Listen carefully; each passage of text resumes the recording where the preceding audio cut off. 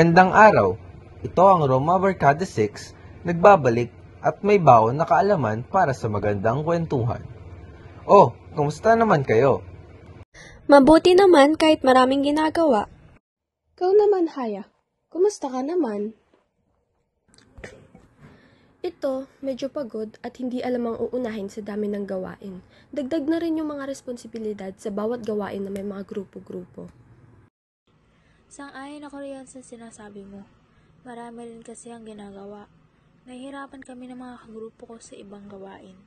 Iba-iba rin kasi ang gusto namin gawin para mapadali ang lahat.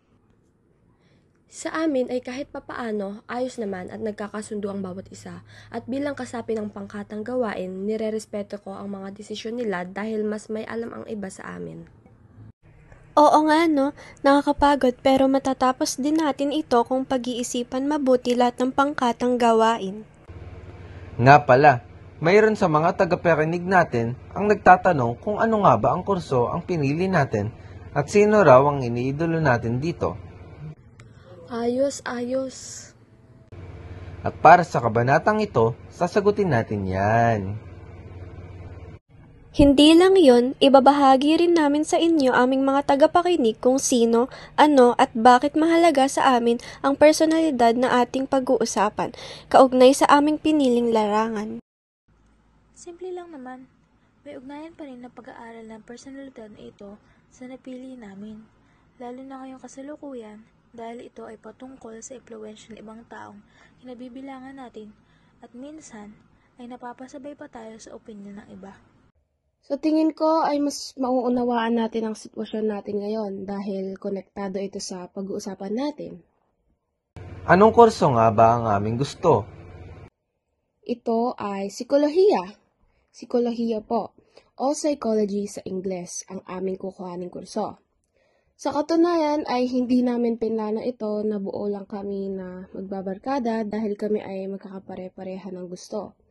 Kaya naman, ibabahagi namin sa inyo ang sagot na ninanais ninyo.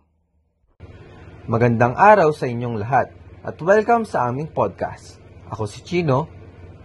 Ako naman si Romain. Zyrene dito. At ako si Haya. At ako si Fiel.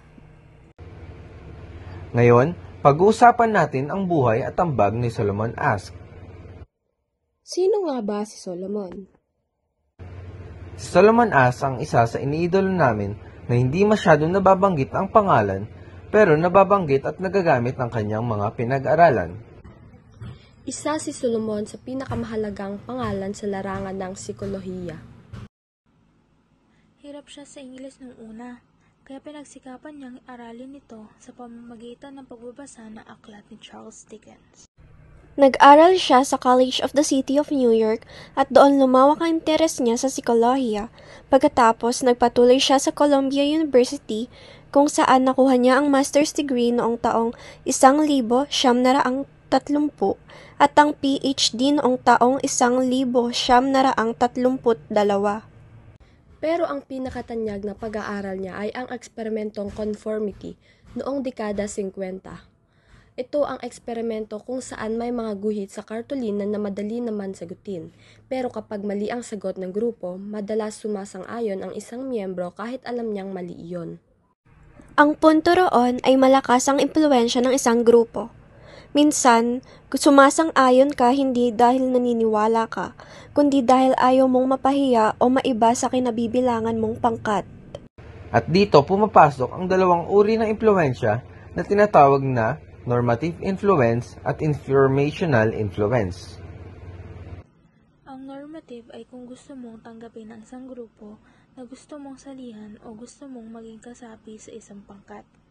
Sa kabilang dako naman, ang informational ay katulad ng pakiramdam mo na mas tama ang kagrupo mo kaysa sayo. Ikaw ang sumasang-ayon na lamang sa gusto at desisyon nila. Kung iisipin, hanggang ngayon ay ramdam natin ang mga ito. Sa eskwelahan, barkada, media, at iba pa. Sa kasalukuyan, sanay tayo na tawagin itong pressure.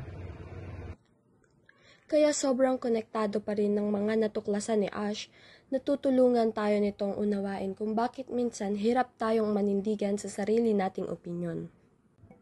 Siyang Oo nga, tunay. totoo yan. Pumanaw si Ash noong 20 ng Pebrero, taong 1996, pero buhay na buhay pa rin ang kanyang ambag sa Psikolohiyang Panlipunan o Social Psychology sa Ingles. Siya ang nagbukas ng mas malalim na pag-unawa sa asal ng grupo at kritikal na pag-iisip.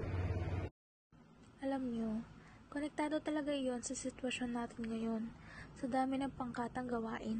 Oo nga, kaya nga. Kaya mahalaga si Solomon sa tulad namin na mangangarap. Isa siyang magaling na psikolohista, may ambag sa pag-unawa sa lipunan, higit sa lahat ay nagsasilbing inspirasyon din sa aming magbabarkada. Oo nga, At dahil dyan, inaasahan namin kayong mga minamahal naming tagapakinig na sana nasagot namin ang inyong mga katanungan.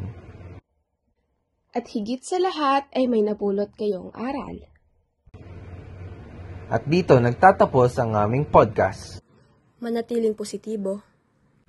ligalig at handang matuto. Ito ang Roma Barkada 6 na iyong maaasahan sa impormasyon at katanungan na kailangan ng kasagutan. Hanggang sa muli, Paalam! paalam! Paalam!